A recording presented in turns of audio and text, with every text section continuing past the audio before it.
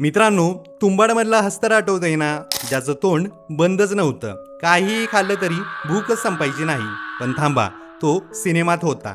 पण असंच एका खऱ्या आयुष्यातला हस्तरही होता. नाव तरारे. 18व्या शतकात फ्रान्समध्ये जन्मलेला. 4 माणसाचं जेवण एकट्यानं फस्त करायचा, ज्यामुळे आईबाबांनी कंटाळून त्याला घराबाहेर काढून टाकलं.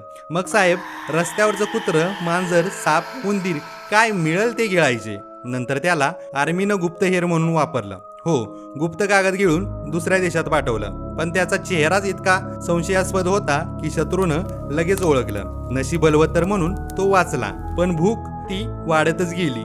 रक्त प्यायला लागला. मृतदेह खाल्ले. कुत्रं, मांजर त्या भुकेपुढे काहीच नव्हतं. त्याच्या या बकासूर भुकेमुळे ज्यांची मुलं गायब झाली होती त्यांचा संशय थेट तरारेवरच येत होता. शेवटी 1798 मध्ये तो मरण पावला. पण अद्याप त्याच्या या भुकेमागचं खरं कारण कोणालाच समजलेलं नाही.